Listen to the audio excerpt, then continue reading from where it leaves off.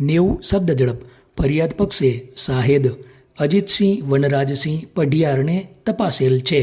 તેમણે પોતાની જુબાનીમાં પુરાવો આપેલ છે કે તેઓ તારીખ 10/12/2020થી mobile forensic science lab Surendranagar ખાતે સાયન્ટિફિક ઓફિસર તરીકે ફરજ બજાવે છે. પોતાની ફરજના ભાગરૂપે કોઈપણ ગુનાના કામે પોલીસ અધિકારી દ્વારા યાદી લખીને ઘટના સ્થળ ઉપર બોલાવવામાં આવે ત્યારે ત્યાં જાય છે અને સ્થળ પરીક્ષણ અંગે અધિકારીને જરૂરી સૂચનો આપે છે. ગુનાવાળી જગ્યા પરથી જરૂરી નમૂના એકત્ર કરવાના હોય છે. તારીખ 11/1/2019ના રોજ સવારે 9:30 કલાકે સાબરમતી પોલીસ સ્ટેશન દ્વારા ટેલિફોનિક મેસેજ મળેલ તેમજ તપાસ કરનાર અધિકારી દ્વારા તે દિવસે બપોરના 1 વાગ્યે સાબરમતી પોલીસ સ્ટેશનના ફર્સ્ટ ગુના રજિસ્ટર નંબર 9/2019ના કામે ઘટના સ્થળ ઉપર જઈને ફોરેન્સિક ઇન્વેસ્ટિગેશન કરવા માટેનો સંદેશો મળ્યો હતો. વધુમાં જણાવે છે કે તારીખ 11/1/2019ના રોજ બપોરના 1 વાગ્યાની આસપાસ તેઓ ગુનાવાળી જગ્યાની ફોરેન્સિક તપાસ માટે પહોંચ્યા હતા. સદર ઘટના સ્થળની મુલાકાત લીધા પહેલાં તપાસ કરનાર અધિકારી દ્વારા સૌપ્રથમ બનાવની ટૂંકી વિગતથી તેમને માહિતગાર કરવામાં આવ્યા હતા. ફકરો: બનાવની ટૂંકી વિગત અંગે જણાવ્યું હતું કે તારીખ 7/12/2018ના રોજ 5 વાગ્યા પહેલાં કોઈ પણ સમયે આરોપીઓએ ભેગા મળીને મરણ જનારની હત્યા કરવાનું પૂર્વ આયોજિત કાવતરું રચેલ.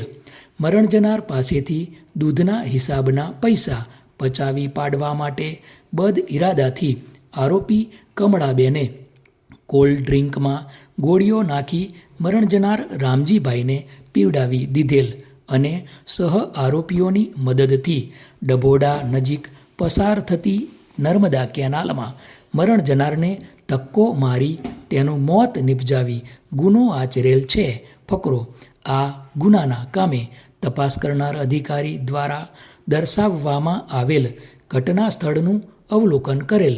તે બનાવ સ્થળ નર્મદા કેનાલનો કિનારો હતો. આ કેનાલ ઉપર પૂર્વ પશ્ચિમ દિશામાં વહેતી હતી.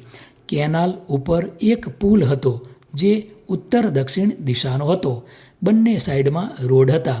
તેમાં કેનાલ ઉત્તર તરફના કિનારે આશરે 15 મીટરના અંતરે આરોપીઓએ મરણ જનારને કેનાલમાં ધક્કો માર્યો હતો. તે પુલની ડાબી સાઈડમાં આશરે 50 મીટર જઈને ત્યાં તપાસ હાથ ધરતા એક બાઇક ચાડીમાં પડ્યું હતું. તેનો રજિસ્ટ્રેશન નંબર GJ27BK7083 હતો. ત્યાં એક મરૂન કલરનો સફેદ ટપકાવાળો રૂમાલ પડ્યો હતો. તે રૂમાલ ઉપર વાળ હતા. આ સિવાય બનાવ સ્થળે અન્ય કોઈ વસ્તુ કે પુરાવા મળી શક્યા ન હતા.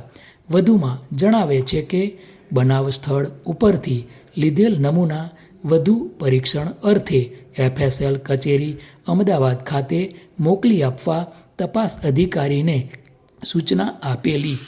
મરણ જનારના મૃત્યુનો સમય અને મૃત્યુનું કારણ તેમજ મરણ જનારના શરીર ઉપર થયેલી આંતરિક તથા બાહ્ય ઈજાઓનો રિપોર્ટ PM કરનાર ડૉક્ટર પાસેથી મેળવી લીધો.